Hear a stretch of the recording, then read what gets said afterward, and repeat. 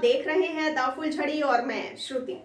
रूस की गोलीबारी में दुनिया का सबसे बड़ा कार्गो विमान एंटोनोव N-225 मरिया तबाह हो गया है। जी हां, इसकी जानकारी यूक्रेन के आधिकारिक ट्विटर हैंडल पर दी गई है। इसमें कहा गया है कि कीव के पास मौजूद एयरफील्ड में खड़ा ये विमान रूस की गोलीबारी में नष्ट हो गया है। यूक्रेन ने यह भी कहा है कि वो इस विमान को दोबारा मरम्मत कर सही बनाएगा और अपने सपनों को पूरा करेगा।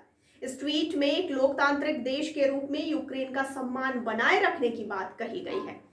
हालांकि यूक्रेन के इस दावे पर विमान का निर्माण करने वाली कंपनी एंटोनोव ने कहा है कि वो इस विमान के नष्ट होने के बारे में फिलहाल कुछ कह नहीं सकती है। कंपनी ने अपने बयान में कहा है कि उसको नहीं पता है कि इस विमान की क्या स्थिति है। एक अनुमान के मुताबिक इस विमान की मरम्मत पर करीब $3 अरब खर्च होंगे। आपको बताते चले कि इस विमान के बमबारी में नष्ट होने पर यूक्रेन के विदेश मंत्री दिमित्रो कुलेबा ने दुख जताया है। अपने ट्वीट में उन्होंने लिखा है कि ये दुनिया का सबसे बड़ा विमान था मरिया, जिसके नाम का अर्थ होता है सपना। इसमें उन्होंने आगे लिखा है कि रूस ने भले ही इसको नष्ट कर दिया है, लेकिन वो कभी हमारे लोकतांत्रिक यूरोपीय राज्य के सपने को नष्ट नहीं कर सकेगा। यूक्रेन एक मजबूत और स्वतंत्र राष्ट्र बना रहेगा। रूस हमारे सपने को नष्ट नहीं कर सकेगा और हम प्रबल बने रहेंगे। दुनिया के इस सबसे बड़े विमान की खासियत का अंदाजा इस बात से लगाया जा सकता है कि ये अब तक केवल एक बार ही भारत आया था। जी हाँ, वर्ष 2016 में पहली और आखिरी बार ये हैदराबाद के शमशादाबाद इंटरनेशनल एयरपोर्ट पर उतरा था और इसका वाटर कैनन सैल्यूट देकर इसका जोरदार स्वागत किया गया था। और आइए अब जान लेते हैं कि इस विमान पर रूस ने हमला आखिर किया क्यों। आपको बताते चलें कि पिछले 4 दिन में रूस यूक्रेन के हर उस ठिकाने को तबाह करने में जुटा हुआ है जो उसके लिए मजबूती बन सकता है। इसीलिए रूस यूक्रेन के सैन्य ठिकानों को बर्बाद करने में जुटा हुआ है। रूस ने यूक्रेन के होस्टोमेल एयरफील्ड पर अपना कब्जा किया है। An-225 वहीं पर रिपेयरिंग के लिए खड़ा किया गया था। इस तरह इस पर हमला हुआ।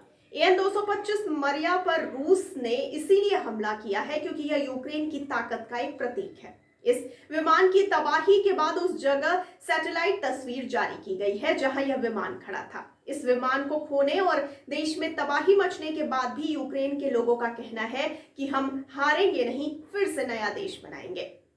आपको ये बता दें कि एंटोनोव N-225 मरिया विमान का इस्तेमाल नासा ने भी अपने स्पेसशिप ले जाने के लिए किया। इस विमान का किसी भी देश में जाना उसके लिए गर्व का विषय रहा है। इस विमान का डिजाइन 80 के दशक में तैयार किया गया था और 21 दिसंबर सन 1978 को दुनिया के इस सबसे बड़े कार्गो विमान मरिया ने पहली बार उड़ान भरी थी। इस विमान का वजन करीब 600 टन है। ये एक बार में करीब 650 टन कार्गो ले जाने में सक्षम है। ये विमान करीब 84 मीटर लंबा है और इसमें 10 टैंक और 2 एयरक्राफ्ट आ सकते हैं। आपको ये भी बताते चले कि इस विमान में कॉकपिट की तरफ से आगे का हिस्सा उठाकर सामान लादा जाता है। इतना विशाल और इतना वजनी होने के बाद भी आज तक इसकी हर उड़ान बेहद सफल रही है। इसीलिए कंपनियों के लिए ये एक पसंदीदा विमान भी रहा है। अक्सर बड़े देश इसका इस्तेमाल अपने बड़े और वजनी कार्गो की डिलीवरी के लिए करते आए हैं। ये विमान करीब 850 किलोमीटर प्रति घंटा की रफ्तार से उड़ान भर सकता है।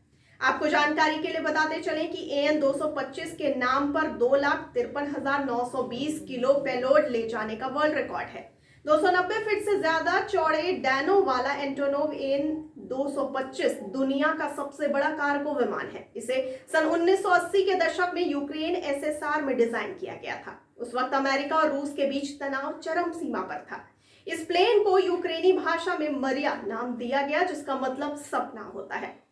सबसे बड़ा विमान होने की वजह से यह काफी मशहूर है। दुनिया भर के एयर शोज में इसे देखने में काफी भीड़ जुटती रही।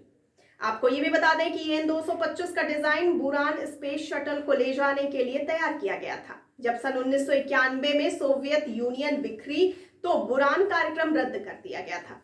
इसके बाद एयरक्राफ्ट का इस्तेमाल भारी सामान ढोने में होने लगा। हाल के दिनों में इसका इस्तेमाल आपदाओं के दौरान राहत सामग्री पहुंचाने में होता रहा है। कोविड-19 महामारी के दौरान An-225 से मेडिकल सप्लाई की गई। यूक्रेन की कंपनी ने घोषणा की कि विमान को रूस के खर्च पर रिस्टोर किया जाएगा।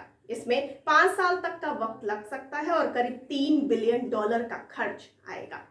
तो आपको इस विमान को लेकर के क्या कहना है? आपको ये जानकारी कैसी लगी? हमें कमेंट बॉक्स में कमेंट करके जरूर बताइए और साथ ही साथ हमारे चैनल को लाइक, सब्सक्राइब और शेयर करना ना भूलिए और मुझे दीजिए इजाजत। धन्यवाद।